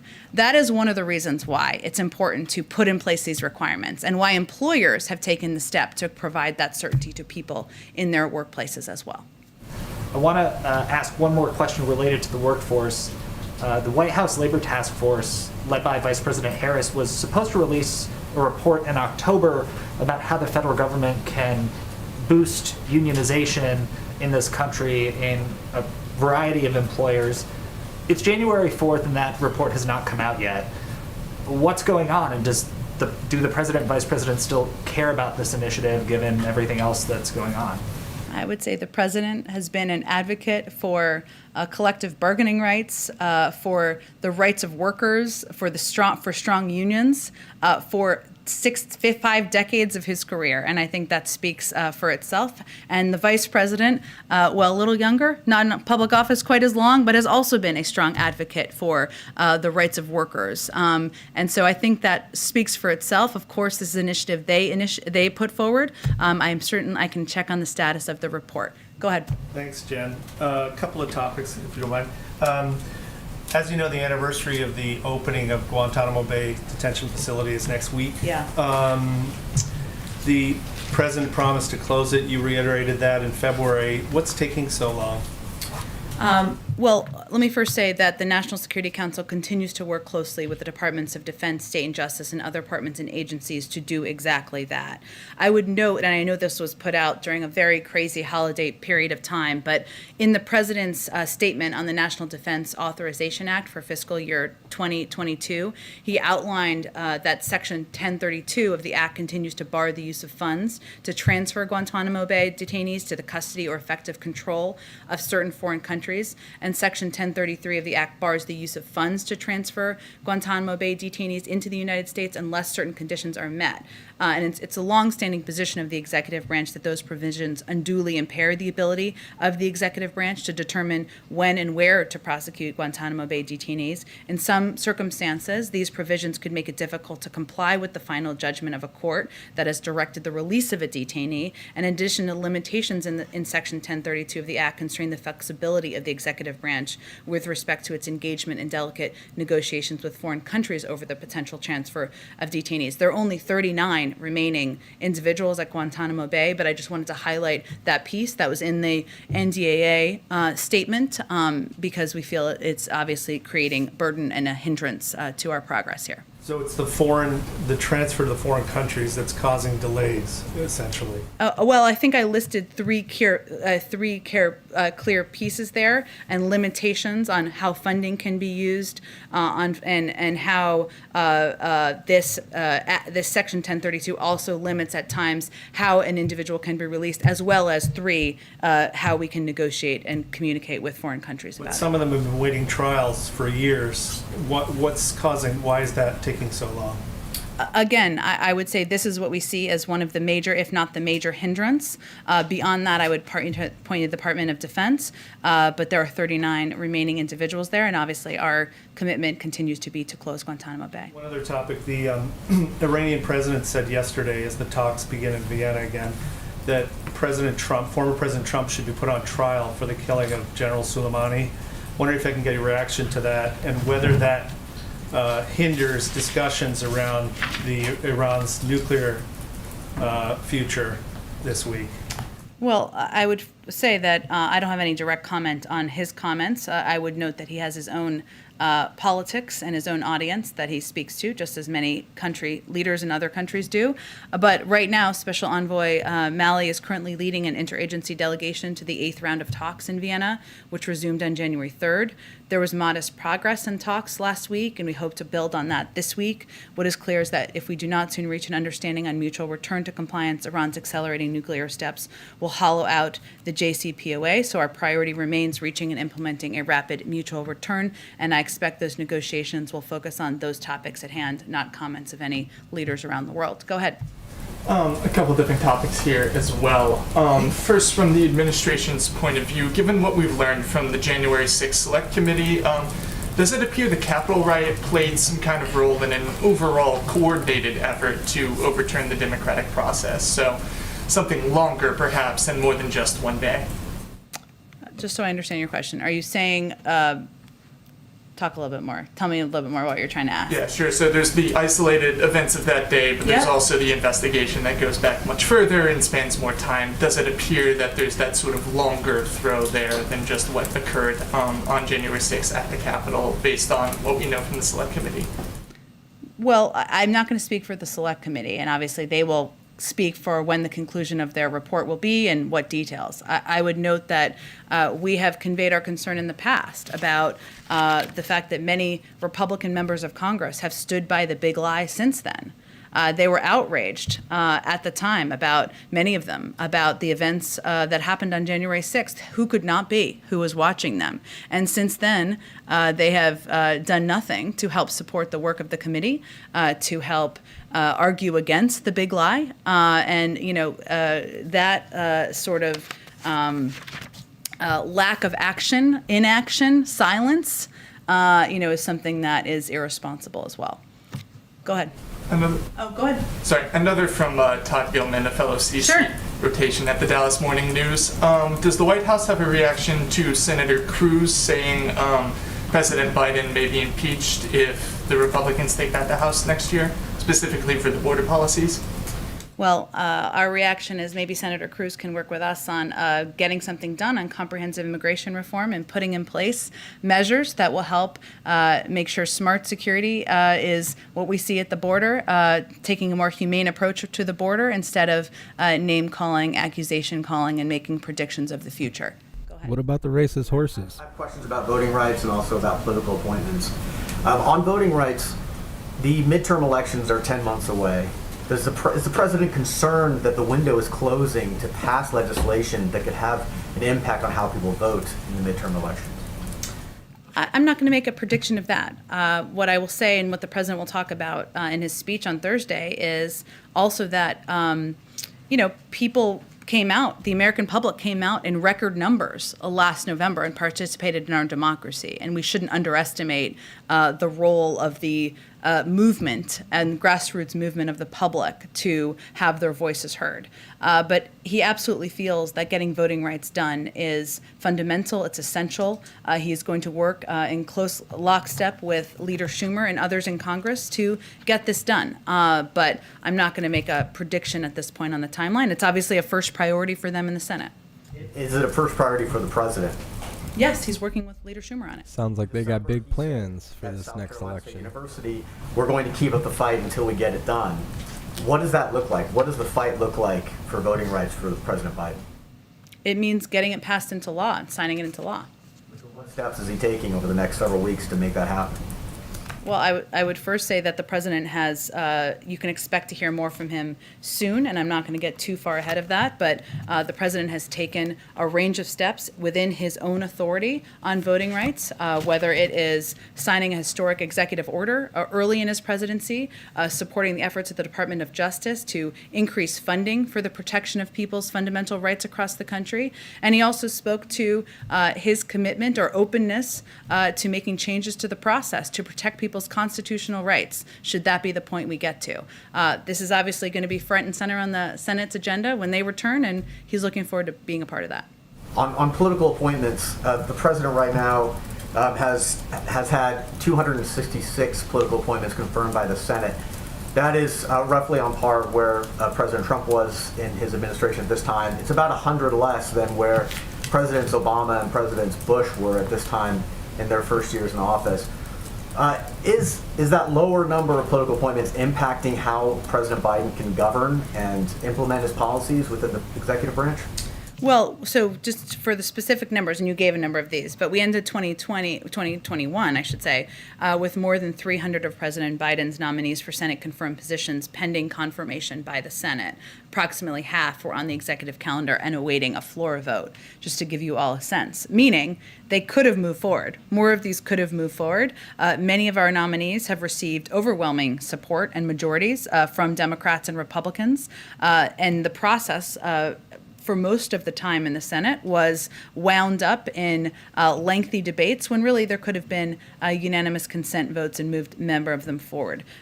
So the president's view is, of course, having the people that he has nominated, selected, highly qualified individuals, leading departments, running different parts of agencies, small, large agencies that impact people's lives across the country, is important and imperative to getting his agenda done and moving things forward. Obviously, there are career employees who are ensuring effectively that agencies are running, but of course, he wants to have his team in place, his people leading these agencies to continue to move his agenda forward. Does he want the Senate and Senate leadership to spend more floor time on pushing nominations through? Well, I think there's a way to move them forward without consuming hours and hours and days of floor time. We've seen some agreements, and we were encouraged by the agreement that happened right before the winter holiday to move a number of nominees forward, and we're hopeful we can push more forward in the weeks ahead. There's still 141 positions where there has been no nominee put forward. Why is that? Again, I think the president, one, is eager to have these nominees. He has nominated, confirmed. That's something the Senate can do, Congress can do. And there are nominations. He wants to find the right person to fill the position. Go ahead, last one. Thank you, Jen, and Happy New Year. Happy New Year. I have two questions, one for a colleague who can be here. Okay. My first one is Tesla opened an electric car showroom last week in Xinjiang. Just days after President Biden signed the Uyghur Forced Labor Prevention Act into law. Does the White House have any comment on, and will it do more to discourage American companies from doing business in Xinjiang? Sure, yes. So I can't speak to the specific situation of one company, but as a general matter, we believe the private sector should oppose the PRC's human rights abuses and genocide in Xinjiang. The international community, including the public and private sectors, cannot look the other way when it comes to what is taking place in Xinjiang. As we've said before, companies that fail to address forced labor in their supply chains and other human rights abuses face serious legal, reputational, and customer risks, not just in the United States, but in Europe and around the world. And we've been clear about our views on the ongoing genocide and crimes against humanity in Xinjiang. We will continue to hold the PRC accountable. I would also note that we're committed to taking action to ensure our supply chains are free from forced labor, including with the bipartisan Uyghur Force Prevention Act the President signed last month, and obviously our continued leadership on the world stage.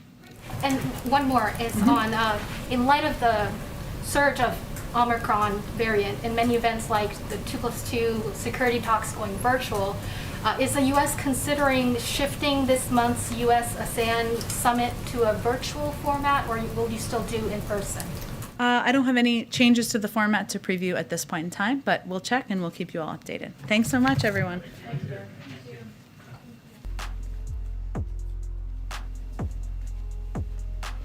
Jembal Psaki, she's getting spicy today. I don't know why she was looking in the camera so intensely. I couldn't even look her in the face. Had to look away, turn to stone. And why does her hair look like they hosed her off out back before they brought her on stage? Just, I don't know. First live of the year, and she just shows up looking like a dumpster fire. Just, I don't know. It is what it is. Hopefully you guys were with us for the break between Old Man Walter's early cutoff and Jembal Psaki, because we did already do the Pledge of Allegiance. I know you guys really dig that. So hopefully you were there with us. I also wanted to show you guys the new Second Amendment merch that I came out with a couple days ago and just decided not to tell anyone because I was sick and out of my mind. Just a moment.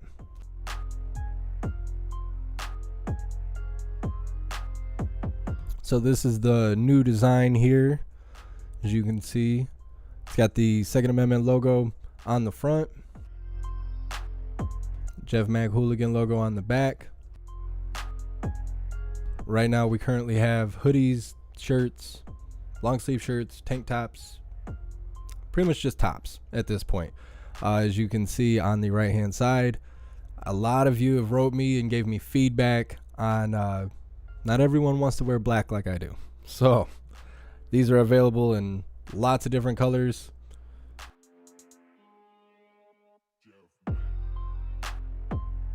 Hopefully you guys dig it. Either way, keep sending me feedback and I will keep doing my best to provide you guys with some hooligan merch to rep the brand and let everybody know you're a hardcore truther.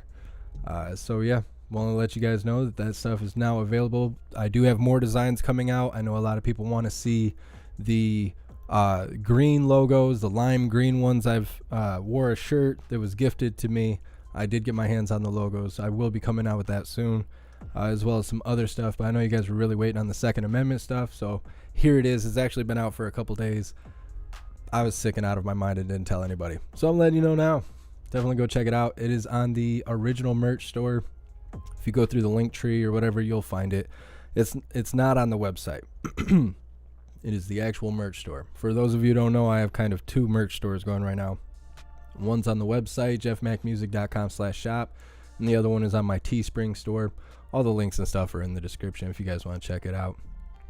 Either way, that is what we have for today. That is it for Jembal Psaki and all the White House lying and crying that we get, and I'm sure you guys have had your fill for the day. There's nothing else scheduled today, but that doesn't mean that there isn't anything going on. I will keep an eye out for that stuff. As we just heard from Jembal Psaki, as well as, you know, a lot of people have been talking about Trump and stuff.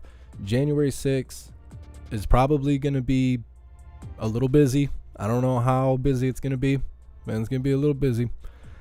And we will probably cover White House stuff to start the day off, depending on how time handles everything. It sounds like Old Man Walter is going to be speaking, which that's what that is. But Trump is also supposed to be speaking. We will be covering that. I am not sure if we're going to cover it on YouTube or not. We were buffering for a second there, and we weren't buffering until they started talking about Trump and things related to Trump, things related to January 6th, things that sparked all that to jump off. That caused us to buffer. That's kind of telling me I don't know if we will survive a Trump speech on YouTube. So if you've not followed me on alternative platforms yet, you should probably go ahead and make your account. I don't know what's going to happen on January 6th. All I know is we're going to be live, and we're going to have lots of stuff to cover from what it sounds like. So definitely choose an alternative platform if you have not already done so. Everything is free. All the links are on my link tree. My recommendation is to go to Odyssey, make an account for Odyssey, follow or subscribe. I think it's subscribe on there. That way you will be notified. Also join the Discord. The Discord is the best way to be notified for when and where we go live, no matter where we go live. But definitely join Odyssey. If you do use Odyssey, do not download the app. Whatever their app is, LBRY app or something like that, do not go that route. That does not work. You got to go through the browser, whether you're on a computer or your phone, use Google Chrome or whatever you want to use. Go to Odyssey that way. You'll have no issues. You'll be able to be a part of the chat, hanging out with the other hooligans and stuff. So definitely consider Odyssey. We were also live on Twitch, Facebook, and Rumble. So as far as the Trump speech, most likely that will be on alternative platforms. Anything else that happens in the day will be live everywhere. So hopefully I see you guys there. Big shout out to everyone that made donations, joined the membership program, or purchased any merch. I really appreciate all of you, and I wouldn't be able to do this without you. So thank you guys so much for all the support. Yeah, I think that's it. So if I don't see you guys later today, I will see you guys tomorrow for another live and probably more lying and crying from the White House. Until then, stand tall, shine bright, and that's a wrap.